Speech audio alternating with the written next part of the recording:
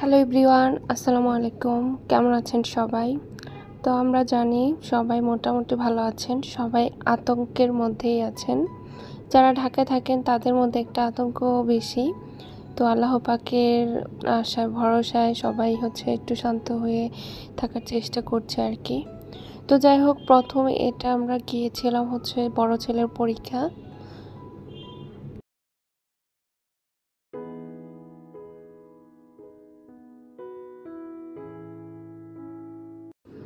দেখতে দেখতে লাস্ট পরীক্ষা পড়েছিল 20 তারিখ। তো আমাদের যে ঢাকাতে যে ভূমিকম্প হয়েছিল বাংলাদেশে, তো ওটা ছিল 21 তারিখ। এটা এরপরেই আমার শরীরটা আসলে বেশি ভালো না, কারণ এত ভয় পেয়েছি।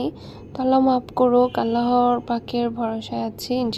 আমার বড় ছেলের যেখানে পরীক্ষা, এটা মোহাম্মদপুরে। তো ওখানে আসার পরেই হোলসেল খোলা ছিল, তো ওখানে একটু হাঁটাহাঁটি করছিলাম। আর আলহামদুলিল্লাহ ছেলেকে দেখতে পাচ্ছি পরীক্ষা দিতে যাচ্ছে। সবাই দোয়া করবেন ওর জন্য, ভালো মতো যেন পরীক্ষা দিতে পারে আর ভালো একটা রেজাল্ট শোনাতে পারে আপনাদেরকে ইনশাল্লাহ। তো পরীক্ষা শেষে এই যে ওরা বের হচ্ছে আর আমরা টুকিটাকি শপিং করে নিয়েছি।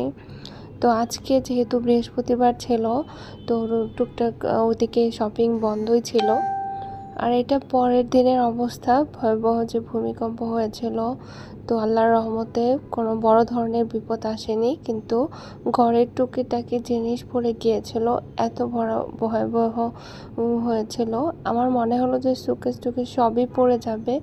আমার এত মোটা ডাইনিং টেবিল, এটা নড়ে আমার যে ফুলদানি সেটাও পড়ে গিয়েছিল। আর এই যে টুকিটাকি জিনিস আমি উঠিয়ে নিচ্ছি। তো সবার কি অবস্থা, কেমন আছেন অবশ্যই কমেন্টে জানাতে পারেন। আমি আসলে অনেক ভয় পেয়েছিলাম। আল্লাহর রহমতে কিছুই হয়নি, আলহামদুলিল্লাহ ভালো আছি। আর আমার লাইফে আমি আসলে এত ভয় কখনোই পাইনি। তো অবশ্যই আমার চ্যানেলটিকে ভিজিট যারা না করেছেন তাদেরকে বলবো please like, comment and share করবেন। আর যারা সাবস্ক্রাইব করেননি তাদেরকে বলবো প্লিজ সাবস্ক্রাইব করে রাখবেন আমার চ্যানেলটি।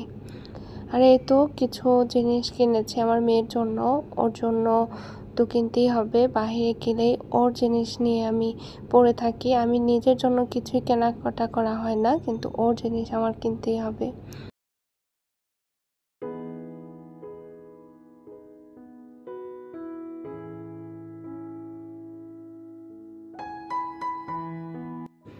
আর অনেক দিন ধরে আমার বান্ধবীর সাথে গল্প করছিলাম, কিন্তু ওর সাথে কোনোভাবে দেখা করতে পারছিলাম না। তো ভাবলাম যে একটু বের হব।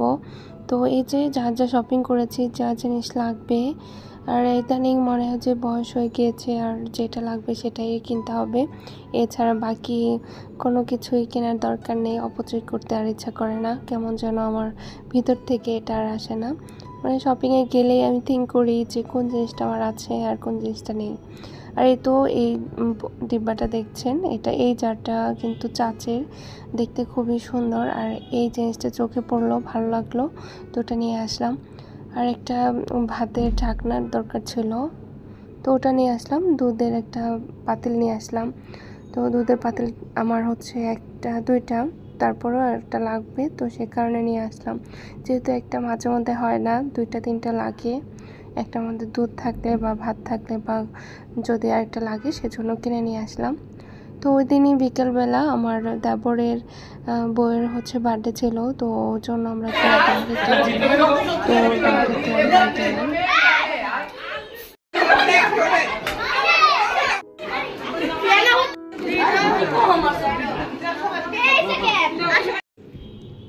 এই ফুটেজটা পরের দিন সকালবেলা ঘুম থেকে উঠে আমার ছেলেকে উঠিয়েছিলাম, কিন্তু আর স্কুলে দিইনি, যেহেতু আগের দিনে ভূমিকম্প হয়েছিল। পরের দিন এটা তো 21 তারিখ, 22 তারিখ, সরি 23 তারিখ, এটা একদিন পরেই আর কি।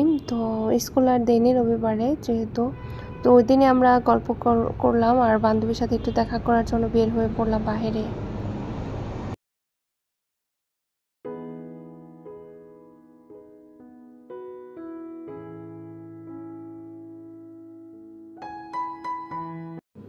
যেহেতু সকাল সকাল এসেছিলাম, এসে একটু ফ্রি পেলাম। আর মেঘপাইতে আসা হয় মূলত প্লেগ্রাউন্ড আছে বাচ্চাদের খেলার, তো ভাবলাম যে মেয়েকে খেলতে দেব, ও কোনো রকমই খেলতে চাচ্ছিল না একা একা।